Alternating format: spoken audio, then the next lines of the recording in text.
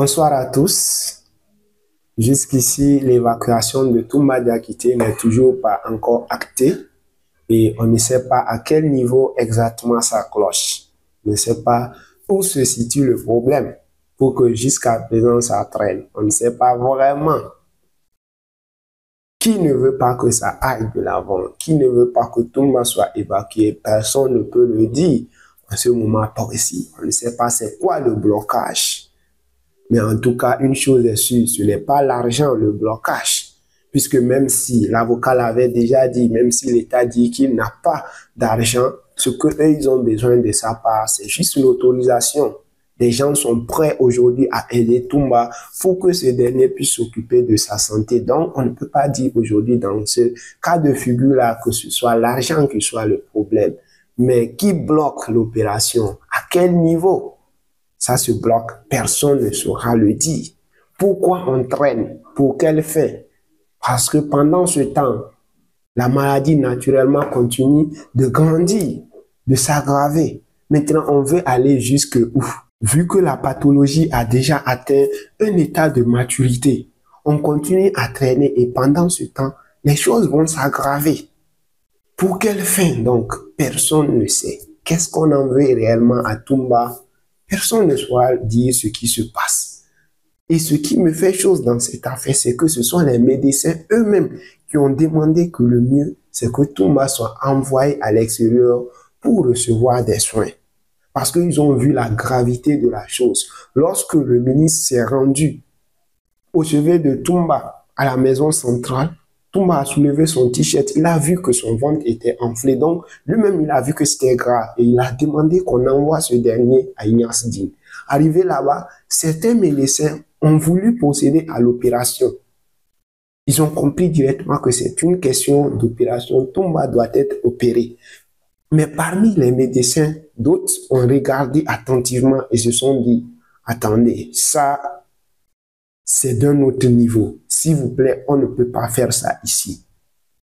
C'est mieux que Toumba soit envoyé au Maroc ou en Tunisie, en tout cas quelque part comme ça, où la médecine est de pointe avec les matériels appropriés pour qu'ils puissent recevoir des soins adéquats.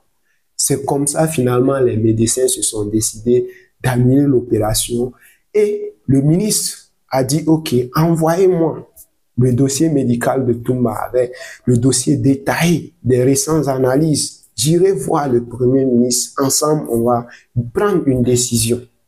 Mais jusque-là, les choses traînent. Jusque-là, l'être morte. On ne sait pas à quel niveau vraiment les choses calent. Et pendant ce temps, lui, il continue de souffrir. Et la deuxième raison pour laquelle Maître Yomba souhaite que Toumba soit envoyé à l'extérieur, c'est pour la prudence. Parce que Maître Yomba rappelle que Toumba avait échappé il y a de cela un temps. Vous vous souvenez de l'histoire? On avait attenté à sa vie lors d'un prélèvement sanguin. Donc, Maître Yomba dit que c'est mieux que Toumba soit soigné quelque part au-delà de tout soupçon. Parce qu'on ne sait jamais. S'il est à l'extérieur, c'est encore plus sécurisé. Mais jusque-là, toujours aucune décision. Aucune décision. On ne sait même pas comment cela va se passer. Et même de l'autre côté, à la cour d'appel, dans ce cas aussi, il y a encore un problème. Puisque jusqu'à présent, les avocats n'ont toujours pas encore reçu la copie du jugement rendu par le juge Ibrahima Sori de Tunkara. Et Maître Yomba est encore en train de décrire cela. Même les avocats de Dalis, notamment Maître Antoine Pépé Lama, avait décrit ça la fois dernière. Le greffe au niveau du tribunal de Dixine réclame de l'argent aux accusés pour pouvoir entrer en possession de la copie du jugement rendu par le juge Ibrahima Sori de Tunkara. Donc les accusés doivent payer, eux, ou bien par leur avocat pour pouvoir entrer en possession du jugement rendu. Ce que Maître Yomba s'oppose catégoriquement.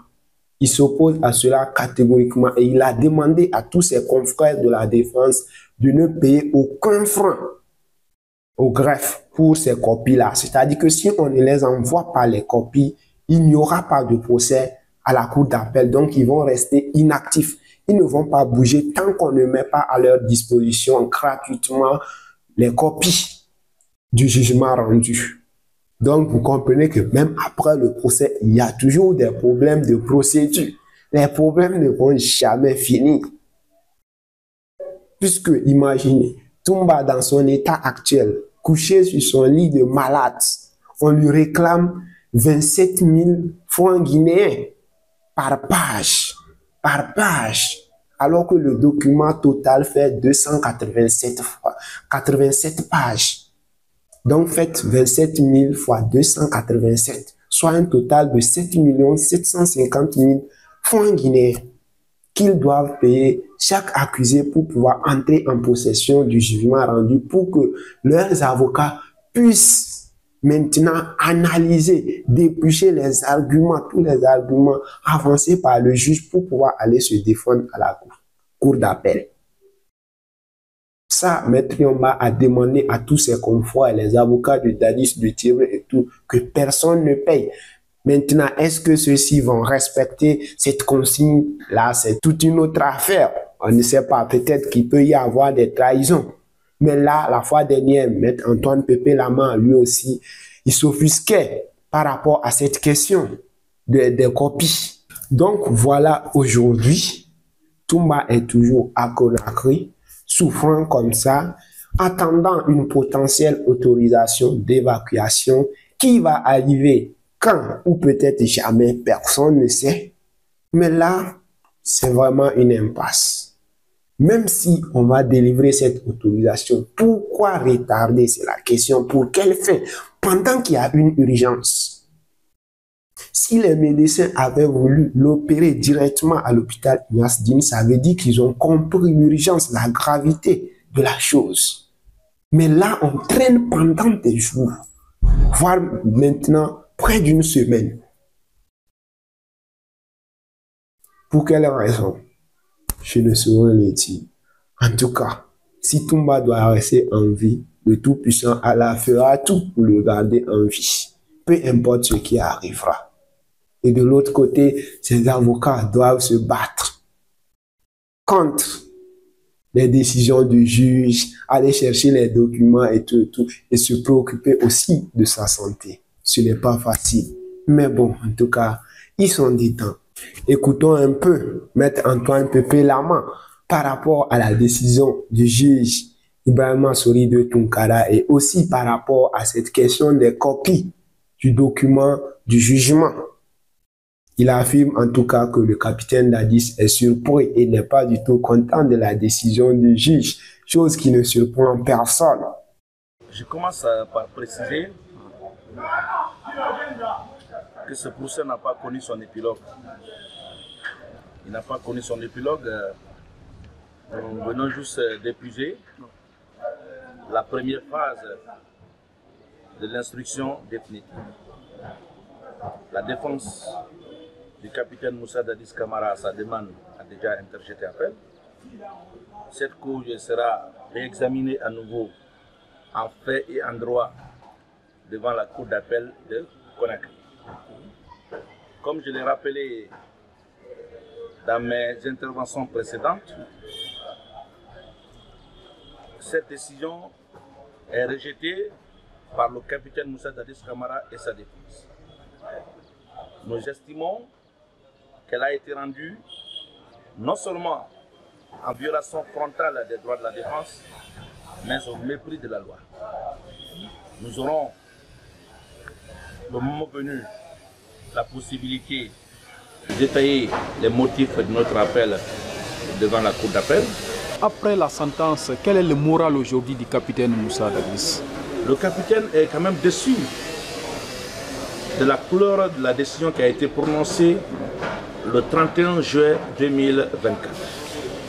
Jusqu'à présent, il s'interroge du raisonnement, du cheminement, de la méthodologie empruntée par le tribunal pour aboutir à ses conclusions. Nous avons réclamé, et à deux reprises, la délivrance de l'expédition de ce jugement. Jusqu'à date, nous ne l'avons pas obtenu. Nous aurons le temps, s'il nous la délivre à temps, de l'analyser, l'examiner et préparer rigoureusement notre défense. Mais je dois vous dire que c'est avec une grande surprise, une grande déception que le capitaine Moussa Dadis et sa défense ont appris et par voie de presse l'intervention de cette décision.